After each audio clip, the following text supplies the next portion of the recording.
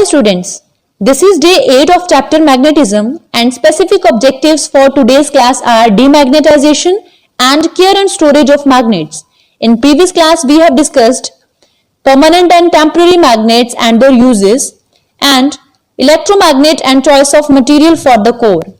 Today we will learn topic number 6.11 care and storage of magnets and topic number 6.12 demagnetization of a magnet. Let us talk about care and storage of magnets first. Students, do you know that magnets lose their property of magnetism if they are hit strongly, hit with a hammer or dropped from a height? So we should never drop a magnet from a height, hit it with a hard object like hammer, and we should never heat a magnet. The process of removal of magnetic properties of a magnet is called demagnetization, and when magnets are left for a long time, they lose their magnetism on their own. This is called self-demagnetization. In order to avoid self-demagnetization, we need to store the magnets properly. But how can we store magnets properly? Let us discuss about bar magnets and horseshoe magnets. The bar magnets are stored in pairs separated by piece of wood with their unlike poles on the same side, as you can see here in the figure, and bars of soft iron are kept across the ends of two bar magnets.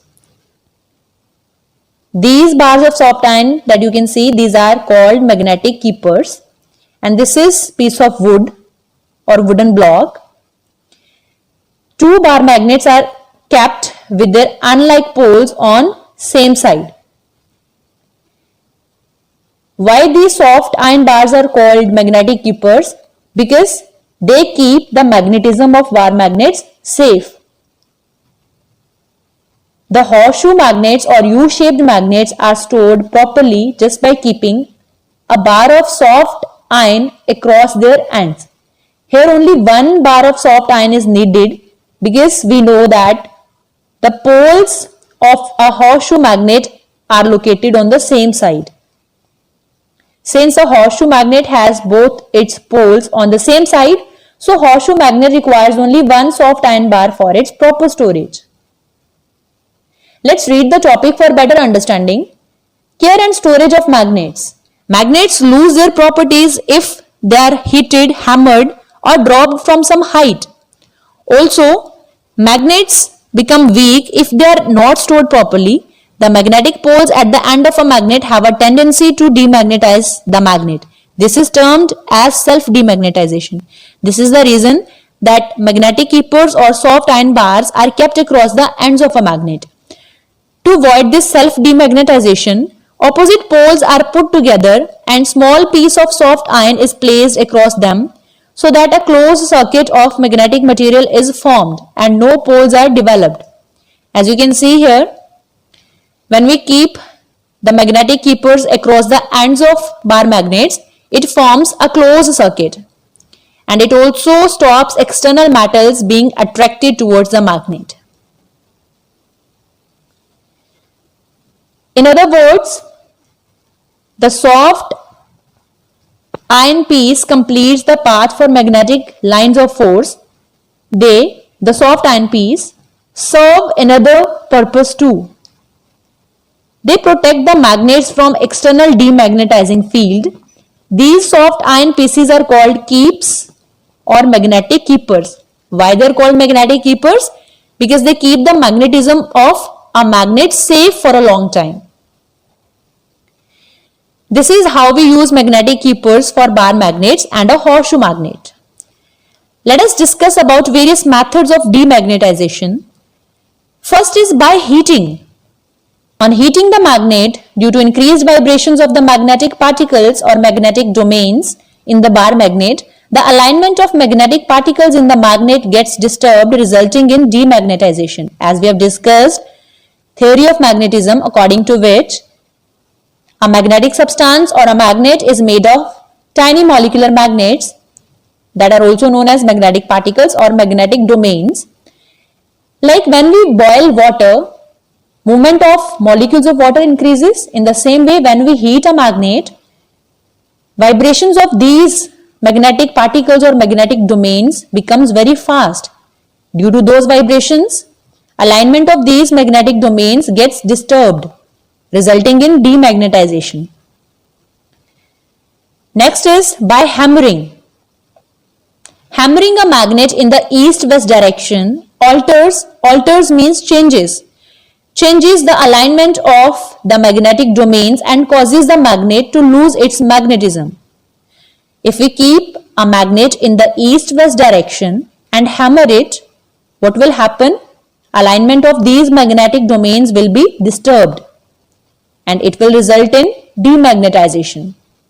Next is electrical method. In this method we use AC current. AC current is alternating current, the current whose polarity keeps on changing periodically, or in simple terms we can say the current whose direction keeps on changing periodically. We will discuss about AC current in detail in higher classes. Let us talk about electrical method. Connect the solenoid. What is a solenoid? It is a cylindrical coil of wire. Connect the solenoid to an alternating current AC supply. Place the magnet inside the solenoid as shown here. Switch on AC supply. Slowly withdraw. Withdraw means pull out. Slowly pull out the magnet in east-west direction until it is some distance away from the solenoid while AC current is still on. When this method is repeated several times, it results in demagnetization of magnet. Suppose this is east direction, this is west, north and south. When we withdraw magnet or pull out magnet several times in this direction, that is east-west direction, what happens? We know that current also has its magnetic field.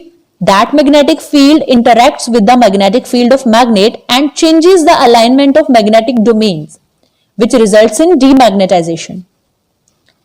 Let's read the topic for better understanding. Demagnetization of a magnet. If you want to demagnetize a magnet, then one of the following steps can be followed. First, heating the magnet. Use a pair of tongs to subject the magnet to a flame as shown here. Be careful as magnets tend to become very hot after a few moments of exposure. To avoid getting burns, what precautions should we take?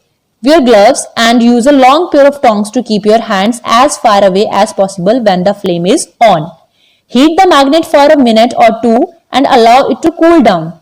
Once the magnet cools down, the magnetic ability must be greatly reduced. And what is the reason for this? We have already discussed. When we heat a magnet, magnetic particles or magnetic domains, they start vibrating, due to which alignment of these magnetic particles or magnetic domains get disturbed, resulting in demagnetization. Next is hammering. Start with putting the magnet through physical abuse, means hammer it. Use a hammer and hit the magnet repeatedly. This causes disorder in the unit magnets inside. What are unit magnets? Unit magnets are the magnetic particles or magnetic domains. When we hammer a magnet, it causes disorder in the alignment of unit magnets or magnetic particles, diminishing magnetic ability.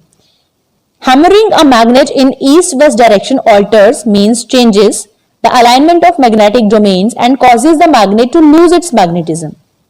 Next is expose the magnet to alternating current or AC supply. Connect the solenoid. We have discussed what is solenoid.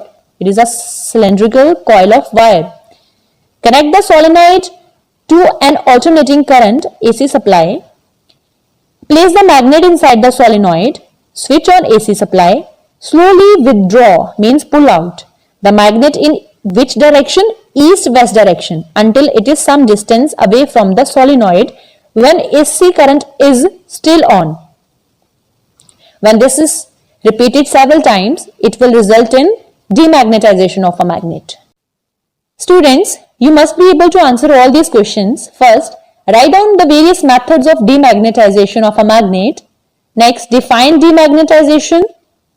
Why should we store magnets properly? And last question is, how is a bar magnet stored when not in use? Draw a labeled sketch to illustrate your answer.